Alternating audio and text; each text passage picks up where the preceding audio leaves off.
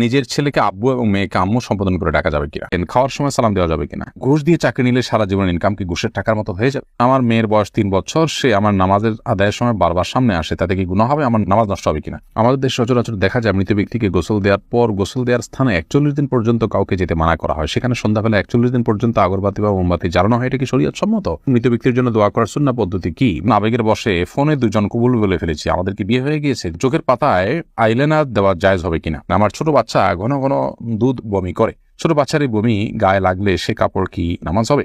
নামাজে দাঁড়ানোর পর নাকি ডান পায়ের বুড়ো আঙ্গুল নাড়ানো যায় না, এটা কি সত্য? ফজর নামাজের আজানে আসসালাতু খায়রুম মিনান নাওম বলার সময় আমরা উত্তরে কি পড়ব?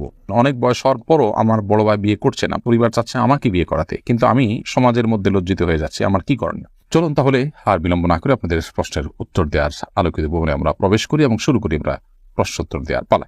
আবু রেজা ইনুর আপনি লিখেছেন, আমার ছোট বাচ্চা ঘন ঘন দুধ বমি করে, ছোট বাচ্চার এই বমি গায়ে লাগলে সে কাপড় কি নামাজ হবে? বাচ্চা যদি বমি করে এবং সেটা আপনার কাপড়ে লেগে যায়, অবশ্যই যে অংশে লাগবে সে অংশ নাপাক হবে, অংশ আপনি ধুয়ে ফেলবেন, বাকি কাপড় পাক আছে বাকি থাকবে, যেটুকু লাগবে সেটুকু ধুয়ে ফেললে পাক হয়ে যাবে।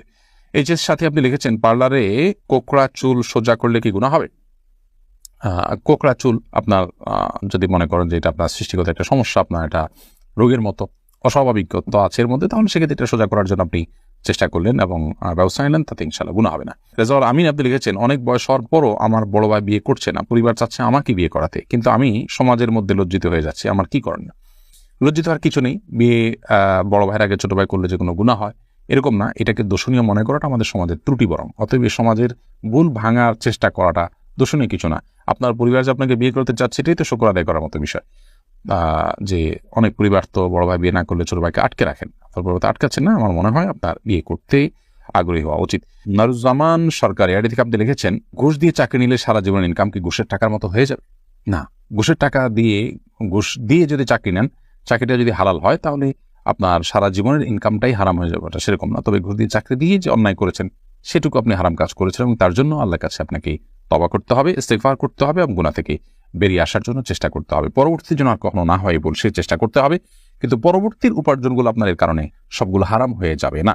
শিহাব আপনি লিখেছেন, খাওয়ার সময় সালাম দেওয়া যাবে কিনা। খাওয়ার সময় সালাম দেওয়া নেওয়াতে মৌলিকভাবে কোনো অসুবিধা নেই, যদি ডিস্টার্ব ফিল না করেন যাকে সালাম দিয়েছেন তিনি, তাহলে সেক্ষেত্রে খাওয়ার ফাঁকে ফাঁকে আমরা কথা বললে সেটা যেরকম নাজায়েজ নয়, ঠিক সালাম আদান প্রদান করলে সেটা নাজায়েজ নয়।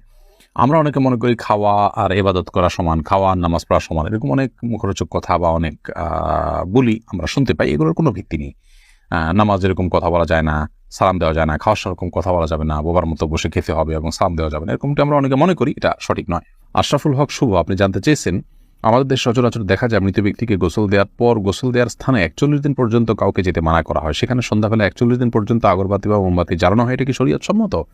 কোনো জায়গায় মৃত ব্যক্তিকে গোসল দেওয়া হলে সেখানে এই প্রথাটি আমাদের সমাজে অনেক ক্ষেত্রেই প্রচলিত আছে, যে আগরবাতি বা মোমবাতি ইত্যাদি সেখানে আপনার জ্বালানো হয় এবং সন্ধ্যাবেলা 41 দিন পর্যন্ত এই কাজটি করা হয়, কেউ সেখানে যেতে চাইলে নিষেধ করা হয়। এটি সম্পূর্ণ কুসংস্কার এবং এ ধরনের বিশ্বাসগুলো শিরকি বিশ্বাস, কুসংস্কারচ্ছন্ন বিশ্বাস। এর বেশিরভাগই এসছে হিন্দু সমাজ থেকে। একজন মুসলমানের এই সমস্ত কুসংস্কারকে বর্জন করা উচিত। যেখানে গোসল দেওয়া হবে সে জায়গার বিশেষ কোনো বিধান নাই, সেটা অন্য 10টা জায়গার মতোই একটি জায়গা। এমনি আরিফুল ইসলাম জানতেছেন, মৃত ব্যক্তির জন্য দোয়া করার সুন্নাহ পদ্ধতি কি? মৃত ব্যক্তির জন্য আল্লাহ তাআলার কাছে সাধারণভাবে দোয়া করবেন, আল্লাহ আপনি তাকে মাফ করুন, ক্ষমা করুন, ইস্তেগফার করবেন, কায়মন ওয়াক্যে আল্লাহর কাছে তার পক্ষ হয়ে সুপারিশ করবেন, ক্ষমা চাইবেন। এসএচ রুবেল, এছাড়া বিশেষ কোনো পদ্ধতি নেই, একত্র হতে হবে, লোকজন জড়ো করতে হবে, হুজুরদেরকে নিয়ে আসতে হবে, এমন কোনো কথা কোরআন হাদিসে আমাদেরকে বলা হয়নি। আমির আনুর আপনি লিখেছেন, চোখের পাতায় আইলাইনার দেওয়া জায়েজ হবে কিনা। আপনি আইলাইনার যদি দেন বা সাজসজ্জার জন্য দেন তাহলে সেক্ষেত্রে চোখের সৌন্দর্য বৃদ্ধি করার উদ্দেশ্যে দিতে পারেন, স্বামী থাকলে স্বামীকে প্রদর্শন করবার জন্য, কিংবা মাহারামদের সামনে শুধুমাত্র এটি প্রদর্শিত হবে। আর যদি রাস্তাঘাটে গায়ে মাহারামদের সামনে এটি প্রদর্শন করার উদ্দেশ্য হয় বা ওপেন সবার জন্য আপনি নিজের সৌন্দর্যকে প্রকাশ করার উদ্দেশ্যে দিয়ে থাকেন, তাহলে সেক্ষেত্রে এটা নাজায়েজ এবং গুনাহ হবে। ফখরুল ইসলাম মাহিন আপনি লিখেছেন, আবেগের বশে ফোনে দুজন কবুল বলে ফেলেছি, আমাদের কি বিয়ে হয়ে গিয়েছে? জি না, বিয়ে তো সহজ নয় যে আবেগের বশে দুজনে কবুল করে বলে ফেলছেন আর বিয়ে হয়ে গেছে। দুজন সাক্ষীর সামনে প্রস্তাব এবং কবুল হবে এবং অন্যান্য শর্তাদি পাওয়া যাবে, তখন সেক্ষেত্রে সেটি শরিয়ার দৃষ্টিকোণ থেকে বিশুদ্ধ এবং আপনার সঠিক বিয়ে হিসেবে বিবেচিত হবে। মাহমুদুল হাসান ভুঁইয়া, আপনি জানতে চেয়েছেন ফজর নামাজের আজানে আসসালাতু খায়রুম মিনান নাওম বলার সময় আমরা উত্তরে কি পড়ব। এক্ষেত্রে জমহুর ফোকাহা বা বেশিরভাগ ইমামগণের মত হলো সদাকতা ও বারারতা। আসসালাতু খায়রুম মিনান নাওম মানে হলো সালাত বা নামাজ, এটা ঘুম থেকে উত্তম। এটি যখন মুয়াজ্জিন বলবেন তখন তাকে বলতে হয় সদাকতা ও বারারতা, অর্থাৎ হে মুয়াজ্জিন তুমি সত্য বলেছ এবং ভালো বলেছ, ভালো কাজ করেছ। এই কথা বেশিরভাগ ফোকাহা একরাম বা জমহুর ফোকাহা একরাম বলতে বলেছেন মুয়াজ্জিনের জবাবে, এবং একটি রেওয়ায়েতে এটি এসছে, যদিও রেওয়ায়েতটা সনদকে অনেক মুহাদ্দিসগণ দাঈফ বলেছেন। আর এই কারণে অন্য একদল উলামা একরাম বলেন যে আসসালাতু খায়রুম মিনান নাওম যখন বলবো আমরা, মুয়াজ্জিন যখন আসসালাতু খায়রুম মিনান নাওম বলবে আমরাও আসসালাতু খায়রুম মিনান নাওম বলবো। এর কারণ হলো যে আসসালাতু খায়রুম মিনান নাওম এই বাক্যটি মুয়াজ্জিনের বাক্য, আর এক্ষেত্রে নবী আলাইহিস সালামের সাধারণ যে নির্দেশনা বুখারী মুসলিমে আসছে যে ফাকুলু মিসলা মা ইয়াকুল ইযা সামি'তুমুন নিদা, যখন তোমরা মুয়াজ্জিনের আযান শুনবে ফাকুলু মিসলা মা ইয়াকুল মুয়াজ্জিন, তখন মুয়াজ্জিন যা বলবে হুবহু তোমরা তা বলো। শুধুমাত্র হাইয়া আলাস সালাহ হাইয়া আল ফালাহর মধ্যে নবী আলাইহিস সালাম ওই হাদিসে লা হাওলা ওয়া কুওয়াতা ইল্লা বিল্লাহ বলতে বলেছেন। অতএব দুইটা বাদে বাকি সবগুলোতেই ওই হাদিসের সাধারণ যে নির্দেশনা সেটা অনুযায়ী আসসালাতু খায়রুম মিনান নাওম শুনলে আসসালাতু খায়রুম মিনান নাওম অর্থাৎ হুবহু এটা অনুকরণ করার নির্দেশনা দিয়ে থাকেন। এসেছে রুবেল, আপনি জানতে চেয়েছেন আইডি থেকে নামাজে দাঁড়ানোর পর নাকি ডান পায়ের বুড়ো আঙ্গুল নাড়ানো যায় না, এটা কি সত্য? না, এরকম কোনো কথা আমাদের জানা নেই, প্রয়োজন হলে নাড়ানো যেতে পারে। সামি, আপনি লিখেছেন মনের মধ্যে খারাপ চিন্তা আসলে কি করণীয়। মনের মধ্যে খারাপ চিন্তা যদি আসে তাহলে সেক্ষেত্রে প্রথমত সেখান থেকে নিজেকে সরাবার জন্য আপনার চেষ্টা করা। খারাপ চিন্তা যে কারণে আসে, যে জায়গায় গেলে আসে, বিচরণ করলে সেই জায়গাগুলোতে সরে আসা এটা কর্তব্য।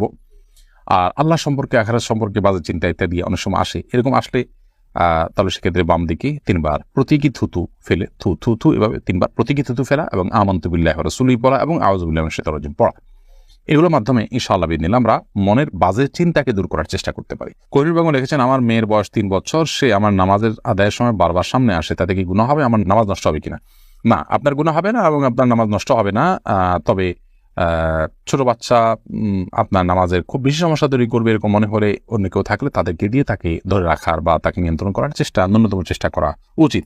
আব্দুর রহমান জানতে চেয়েছেন আমি একজন দর্জি, মহিলাদের পোশাক তৈরি করি, আমি যদি কোনো মহিলাকে তার ইচ্ছা মতো ডিজাইন জামা বানিয়ে দেই আর সে যদি সেটা পরে বেগানা পুরুষের সামনে যায়, দিকে আমার পাপ হবে?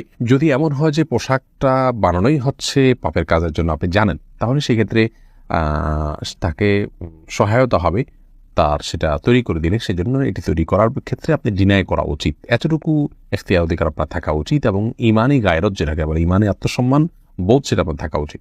আর যদি এই লেভেলের সমস্যা না হয়, বরং এটা তিনি বাসায় পড়তে পারেন, তার স্বামীর সামনে পড়তে পারেন, বাহিরে পড়তে পারেন, কি করবেন আপনি জানেন না, তাহলে আপনি খুঁচিয়ে তাকে জিজ্ঞেস করার কোনো প্রয়োজন নেই এবং এর কারণে আপনার গুনাহ হবে না। তিনি যদি এটাকে অন্যায় কাজে ব্যবহার করেন ইনশাআল্লাহ আপনার গুনাহ হবে না। এস এ হাবিব, আপনার প্রশ্নটি আপনি লিখেছেন নিজের ছেলেকে আব্বু এবং মেয়েকে আম্মু সম্বোধন করে ডাকা যাবে কিনা? স্নেহের জায়গা থেকে বা মমতা করে তাদেরকে আব্বু বা আম্মু ডাকতে কোনো অসুবিধা নেই। এটার উপকার্থে আব্বু আম্মু ডাকা হয়। আব্বু আম্মু ডাকার মানে এই না যে আমার কাগজে কলমে জন্মদাতা পিতা বা মাতা হিসেবে তাদেরকে ঘোষণা দিলাম, এরকম তো আর কেউ করে না। অতএব স্নেহের বসে তাদেরকে আব্বু কিংবা আম্মু ডাকাতে কোনো সমস্যা নেই।